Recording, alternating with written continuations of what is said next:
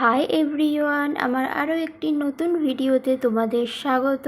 তো আজকের ব্লগ ভিডিওটা আমি সকাল থেকে শুরু করেছিলাম, তখন বাজে 10টা 10। তো আজকে সকালবেলা উঠতে উঠতে 7:30 বেজে গেছে। তারপরে কিছু কাজকর্ম করে টিফিন খেয়ে তারপর আমি এই ব্লগ ভিডিওটা শুরু করেছি।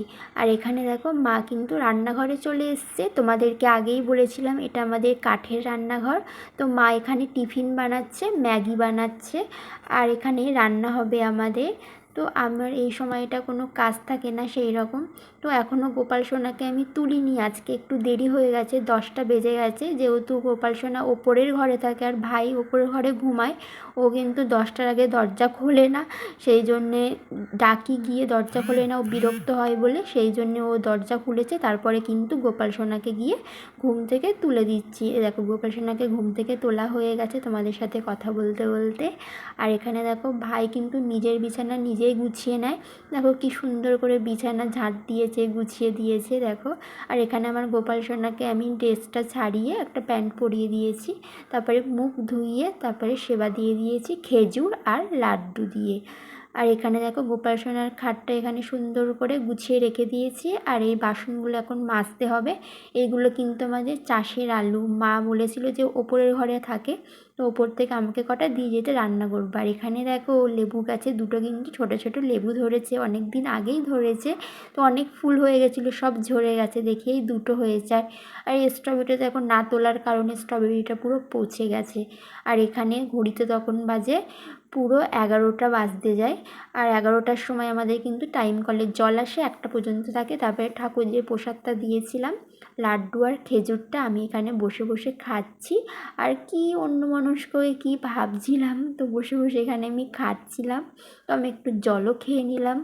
তারপরে আজকে টিফিনে ছিল, কালকে রুটি ছিল, তো চা আর রুটি খেয়েছিলাম টিফিনে। তো এখন একটু প্রসাদটা খেয়ে নিলাম। তারপরে কিন্তু দেখো বসে থাকতে থাকতে 11টা 1 বেজে গেছে, আর টাইম কলের জলও চলে এসছে। আর এখানে আমার কিছু কাজ ছিল, তো সেই কাজগুলোই আমি এখন করব।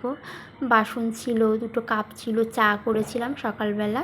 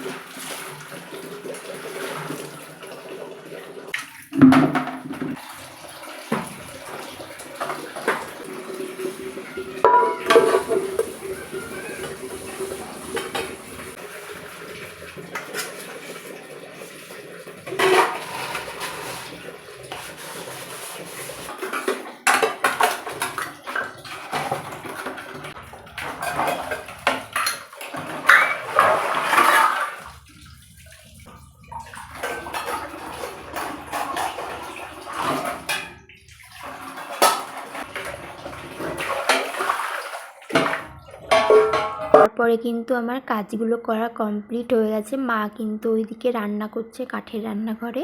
আর এখানে বাইরে দেখো আমি কিছু গাছ লাগিয়েছি, এটা পুরো রাস্তা। আর তুলসী গাছটা একটু ঠাকুরের জল ছিল, ওই জলটাই দিয়ে দিলাম। আর এখানে দেখো কিছু গাছ লাগিয়েছি নয়নতারা, এই গাছটা পুরো হেলে গেছে, এই গাছটা মনে হচ্ছে আর বাঁচবে না দেখো। আর এখানে পাশে কিন্তু আমাদের মনসাতলা, পাতা পড়ে দেখো পুরো নোংরা হয়ে গেছে, এখন খুব পাতা পড়ছে। তারপরে আমি একটু কেটে নিলাম আলু। সন্ধেবেলা রাত্রিবেলা যেহেতু রুটি আলুর তরকারি হয়, সেহেতু আলুটা আগে কেটে নিলে তখন সুবিধা হয়, তাই আমি আলুটা কেটে নিচ্ছিলাম। রাত্রিবেলা আমাদের রুটি তরকারি হয় প্রতিদিনই, কাটা থাকলে কি হয় সুবিধা হয় করার সময়। তো এখানে দেখো মার কিন্তু রান্না অনেকটা হয়ে এসছে, আর এখানে কড়াই হচ্ছে ঝোল, এখনও কিন্তু বাঁধাকপি রান্না হবে। এই যে বাঁধাকপি কেটে রেখেছে মা। আমাদের কিন্তু প্রতিদিন 2-3 রকম না রান্না হলে হয় না, কেউ খেতে পারে না, তো 2-3 রকম রান্না প্রতিদিনই হয়। বাজে 12:30 বেজে গেছে এখন। এবার স্নান করব, তারপরে পুজো দেবো।